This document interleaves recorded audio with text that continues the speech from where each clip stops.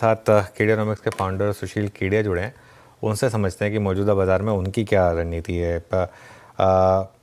सुशील, good morning. कल 1000 point की rally हुई निफ्टी में। अब बताइए मार्केट पर क्या व्यू बन रहा है यहाँ से, क्या करें निफ्टी में? निफ्टी, बैंक निफ्टी, हो सकता है हम आज आपके साथ करेक्शन डिस्कस करेंगे और उसको जस्टिफाई करेंगे। तो उसके पहले मैं आपको बोल दूं, बहुत लंबी लिस्ट है स्टॉक्स की जहां पे 50%, 75%, 100% कमाई करने के इरादे से 3 से 6 महीने के टाइम फ्रेम पे बहुत सारे स्टॉक्स में बाइज हैं। तो जो मेगा कैप्स हैं, जो लार्जेस्ट कैप्स हैं, जिनके कारण इंडेक्स का मूवमेंट आता है, उन स्टॉक्स के अंदर हो सकता है यहां से करेक्शन डेवलप हो जाए। उस भय में हम उन लार्ज कैप स्टॉक्स को अभी अवॉइड करेंगे, उनको नहीं लेंगे। हैविंग सेड दिस, अब आपके निफ्टी के पॉइंटेड क्वेश्चन का मैं पॉइंटेड आंसर दूं।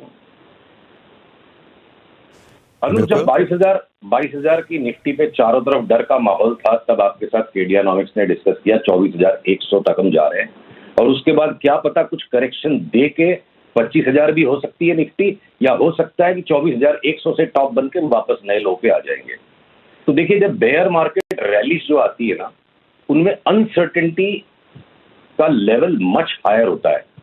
बुल मार्केट के ट्रेंड्स बड़े लंबे होते हैं, वो एक तरफा ट्रेंड चलता है। और बेयर मार्केट की जो रैलीज आती हैं बड़ी गॉर्जस होती हैं, बुल मार्केट से मच मोर फास्टर होती हैं, पर इनमें बहुत सारे वेरिएशंस, बहुत सारे परम्यूटेशंस, कॉम्बिनेशंस होते हैं।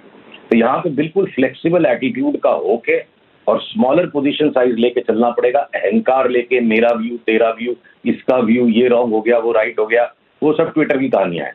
पर हकीकत ये है कि बेयर मार्केट रैली जितनी स्टुपेंडस, जितनी फास्ट आती है, उतना इसमें फटाफट बदलना भी पड़ता है अपने आप को।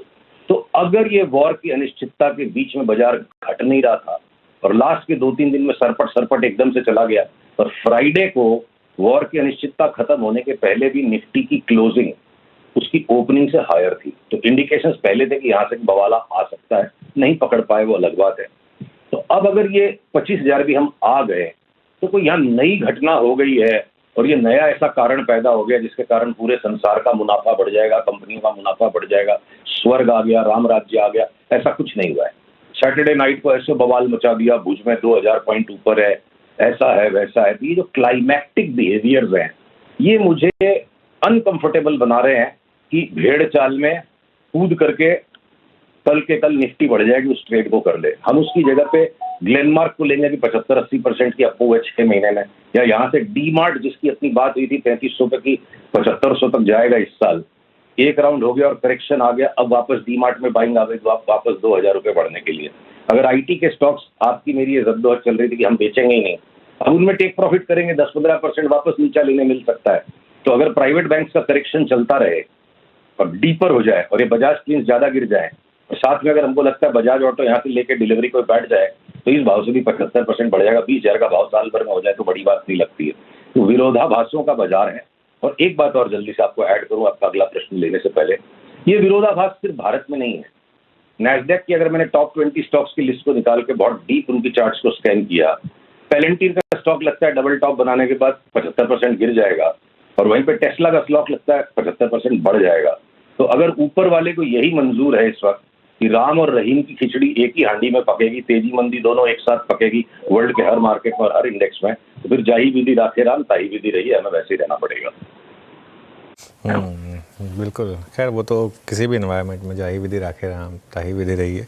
अब एक बात बताइए, यहाँ पर आपने 3-4 लॉन्ग आइडियाज़ दिए। अब अगर आपका व्यू ये है कि ये बेयर मार्केट रैली है और फिजल आउट होगी, in that case sorting ideas भी होने चाहिए फिर आपके पास, वो क्या होंगे? बहुत बढ़िया प्रश्न है, और इसका उत्तर देने के पहले मैं 2 आइडियाज और ऐड कर दूं। इस वक्त हमारी टेबल पर हिंदुस्तान जिंक, हिंदुस्तान कॉपर में भी long term by and hold के आइडियाज आ गए, और एक छोटा सा संशोधन करने की जरूरत है। बेयर मार्केट रैली थोड़ा सा स्ट्रांग वर्ड हो गया। जो करेक्शन पिछले साल सितंबर से शुरू हुआ था और जो 22,000 के पास जो बॉटम बना था, वो बॉटम अभी फाइनल नहीं लगता है। अभी तक वो भय बना हुआ कि एक बार और उसका रीटेस्ट हो, या हो सकता है उससे थोड़ा नीचे चले जाए। तो उस वजह से अगर एक ये पेनल्टीमेट राउंड लगता है before a final bottom is done, तो बहुत सारे ऐसे स्टॉक्स हैं जो कि अपना फाइनल बॉटम बना चुके होंगे, और वो स्टॉक्स हमारी बाइंग की लिस्ट में रोज रोज आ रहे हैं। जैसे डीमार्ट आ गया, आज ग्रेन्यूल्स में हायर बॉटम बन गया। तो शॉर्टिंग की आइडियाज होनी चाहिए अगर सस्टेन्ड बेयर मार्केट हो। ये अगर आखिरी एक राउंड मंदी का बचा हुआ लगता है वर्ल्ड वाइड, तो बहुत ही कॉशियस होकर और बहुत सावधान होकर बहुत ही मेजर्ड तरीके से ही शॉर्टिंग की जाएगी, जो आज इस वक्त नहीं है। जिस तरह का यूफोरिक मूवमेंट कल बाजार में आया, 1-2-3 दिन के बाद बाजार ठंडा पड़ने लग जाए और वापस डाउन ट्रेंड रिज्यूम हो जाएगा, तो मैं Bajaj twins, Bombay stock exchange जो आज इठला रही है, जिसकी चार्ट ऑल टाइम हाई पे है, इसको अभी के भी शॉर्ट करना है, शॉर्ट बोलना बिल्कुल गुनाह होगा, पर अगर ये 3-4 दिन नीचे बंद आ जाएगी तो it may be an outstanding opportunity कि इसको बेचो और ये 50% नीचे घट सकती है। तो वो हम अगले मंगलवार तक आपको पुष्टि करेंगे या बुध बृहस्पतिवार तक वो पैटर्न आएंगे। इस तरह की कल जो सन्नाटेदार मूव के तुरंत बाद, मतलब बेचने की हड़बड़ी करना महामूर्खता है, लेने की हड़बड़ी करना मूर्खता है, और बेच देने की हड़बड़ी करना महामूर्खता है।